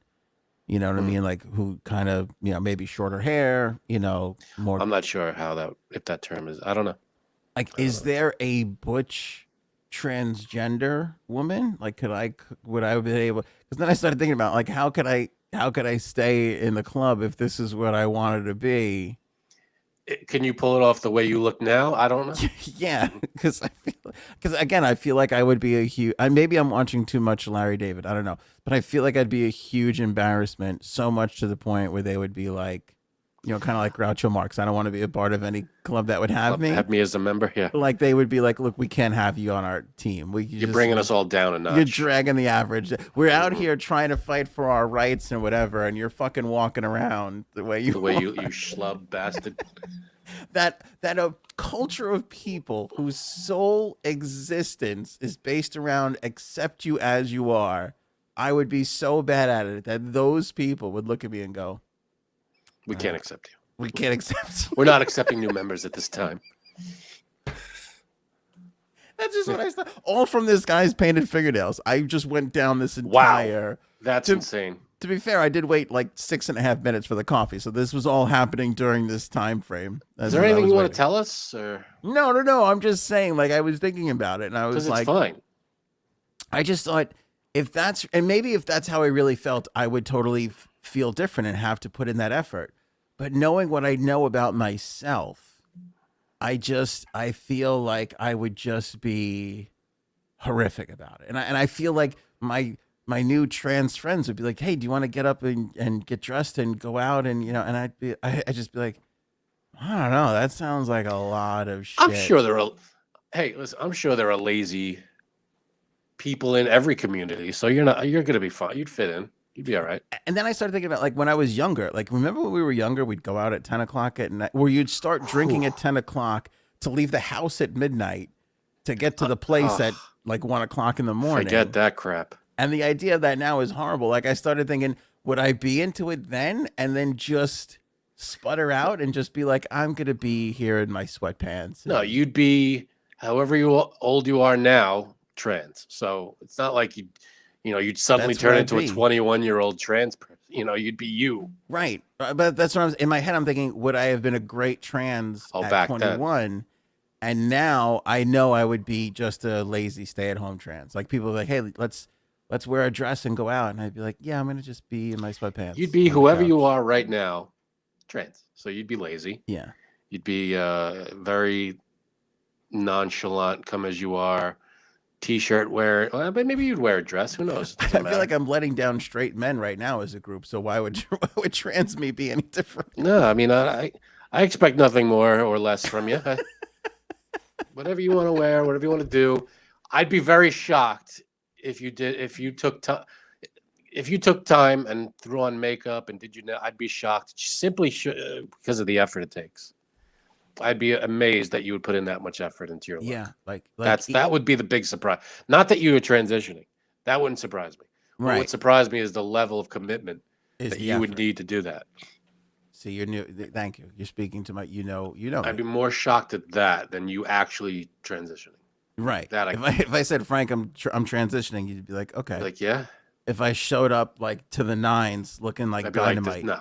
Well, how did this happen? You'd be floored. Yeah. Yeah. I wouldn't be able to comprehend that. I wonder if there's. I would love to speak to somebody who's transitioning from traditional male to female, and wonder if they feel the same way. Of like, they want to be female, but the idea of all that work, time, effort, the getting ready in the morning, the blush and the mascara, and that's the thing. You transition to the female that you see yourself as. If that female is to the nines, dressed up, head to toe, then that's what you are. But if that female is a very casual, not so much stuff, then that's who you are too. But think about it from when we go out to an occasion now, like the idea of wearing a suit to an occasion. Suits are pains in the asses. I can't with suits. I like them. They look good, but it's just so uncomfortable and whatever. I can't. Yeah. If I can't wear a collared shirt, like I just want to, I just want to be. Why can't we all we're all uncomfortable. Can't we all just look at each other and go, can we stop this? Can I wear sweatpants? We're all in the same boat. Yeah. We're not happy with what we're wearing. Let's all just t-shirt and jeans it. Yeah.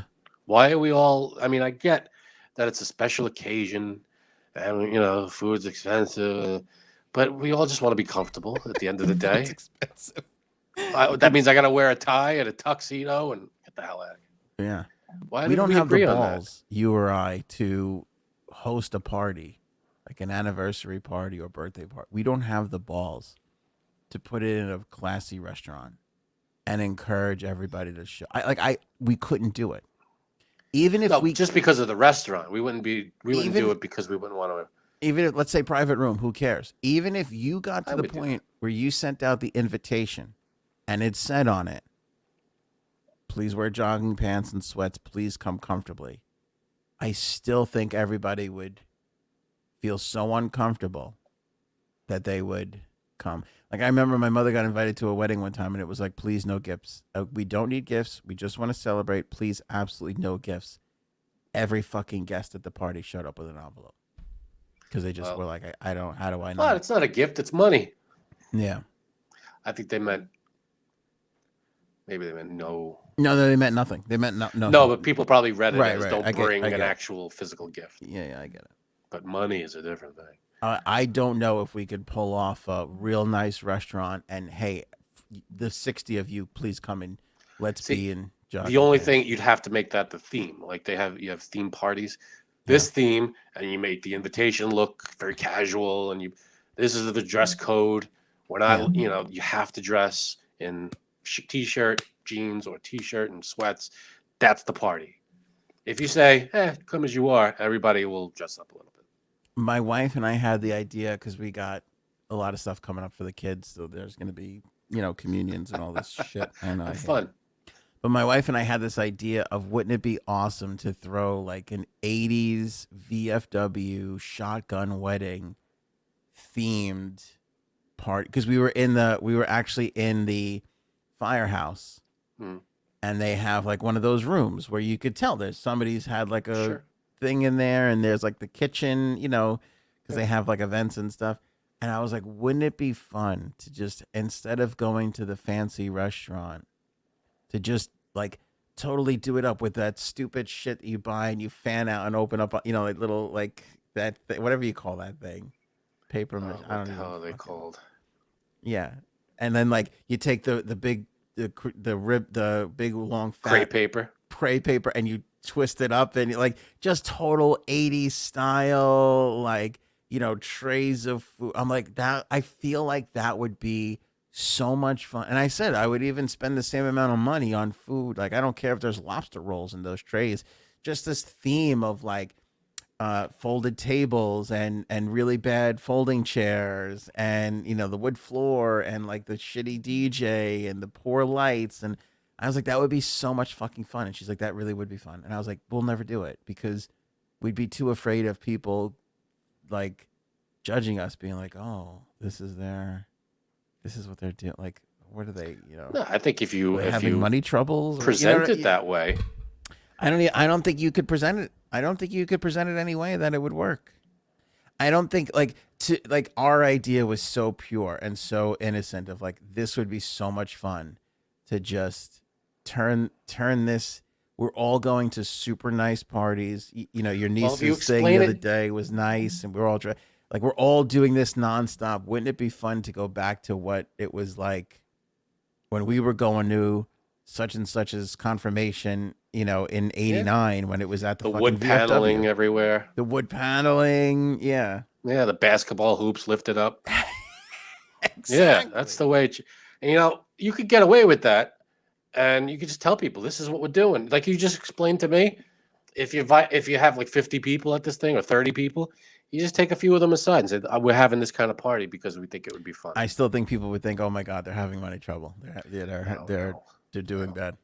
You know how you do a nice favor at the end.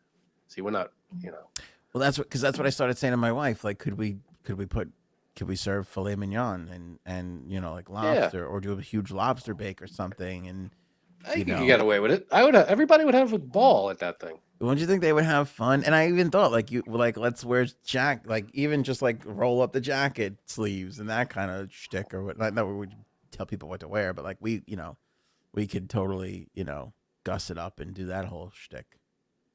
I think that would be fucking fun as hell. I don't see why not. We don't have parties like that anymore. There's nothing like that. It's either fancy ass wedding or something, or it's a barbecue in a backyard.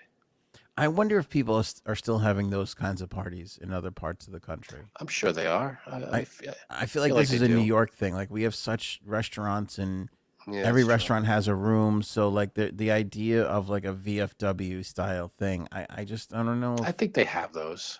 Yeah, they're happening in other states and other countries. That we're just. I feel like New York. You're right. With all the stuff that the places we got, it's a lot easier to just have it in a different kind of place.